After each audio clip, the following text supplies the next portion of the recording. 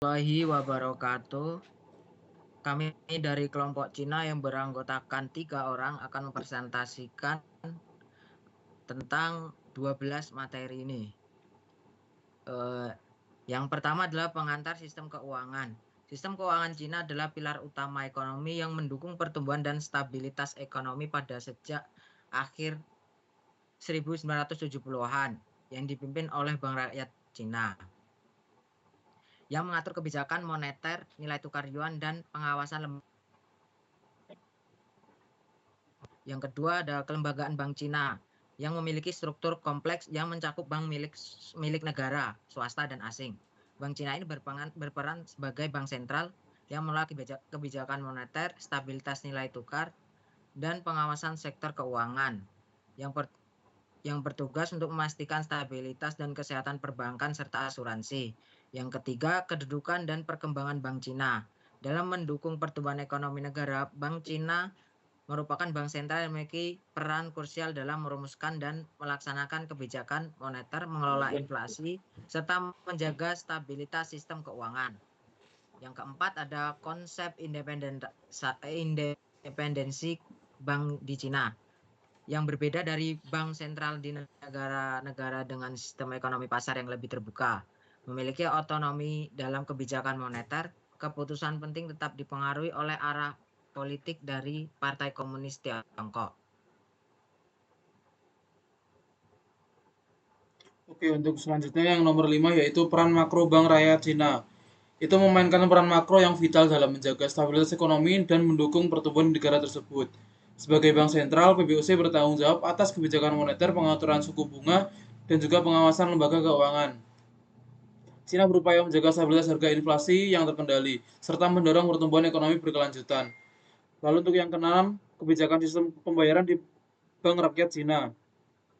Itu berfokus pada pengaturan, pengawasan, dan pengembangan infrastruktur pembayaran yang efisien dan inklusif. Cina berperan sebagai pengatur utama, memastikan stabilitas dan keandalan sistem pembayaran di seluruh negeri dengan memanfaatkan teknologi digital, mendorong transformasi sistem pembayaran, meningkatkan akses masyarakat, dan kebijakan ini bertujuan untuk mengurangi biaya transaksi, meningkatkan efisiensi, dan mendukung pertumbuhan ekonomi.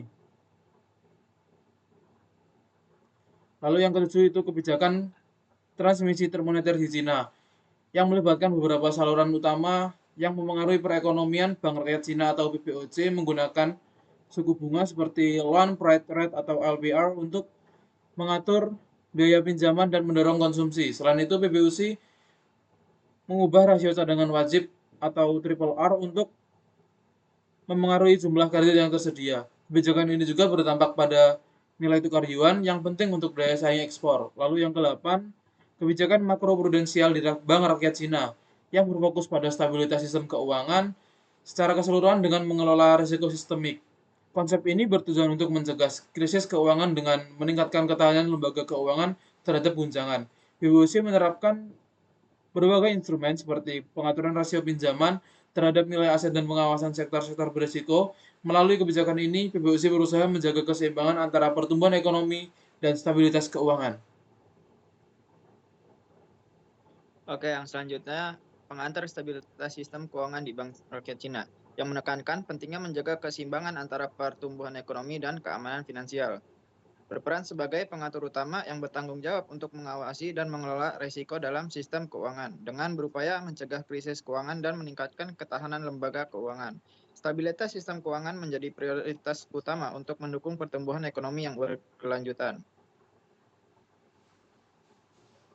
Yang 10, bauran kebijakan Bank Sentral Cina yang mencakup berbagai instrumen yang dirancang untuk mencapai stabilitas ekonomi dan keuangan. Cina menggunakan suku bunga acuan untuk mempengaruhi biaya pinjaman dan mendorong investasi. Pengaturan rasio cadangan wajib membantu mengontrol likuiditas di pasar. Kebijakan makroprudensial juga diterapkan untuk mengelola risiko sistematik. Yang ke-11, Bank Sentral Cina dan Komite Stabilitas Sistem Keuangan bekerja sama untuk menjaga stabilitas sistem keuangan negara. China bertanggung jawab atas kebijakan moneter, sementara FSDC fokus pada pengawasan risiko sistematik. Keduanya merumuskan dan melaksanakan kebijakan yang bertujuan untuk mencegah krisis keuangan dan mendukung pertumbuhan ekonomi yang berkelanjutan.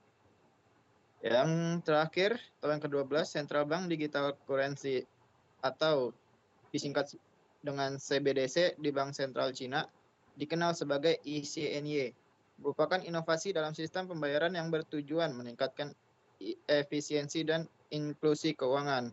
Proyek ini memungkinkan masyarakat untuk melakukan transaksi digital dengan mudah melalui aplikasi mobile.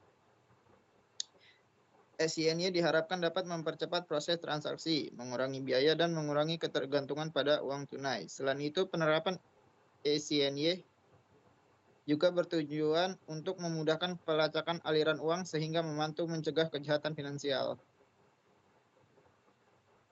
Selanjutnya ada kesimpulan, Bank Sentral Cina memainkan peran krusialnya dalam menjaga stabilitas sistem keuangan dan mendorong pertumbuhan ekonomi melalui kebijakan moneter dan makroprudensial. Implementasi Central Bank Digital Currency ini menjadi langkah inovatif yang bertujuan untuk meningkatkan efisiensi sistem pembayaran, memperluas inklusi, dan mengurangi ketergantungan pada uang tunai. Cukup sekian, terima kasih. Wassalamualaikum warahmatullahi wabarakatuh.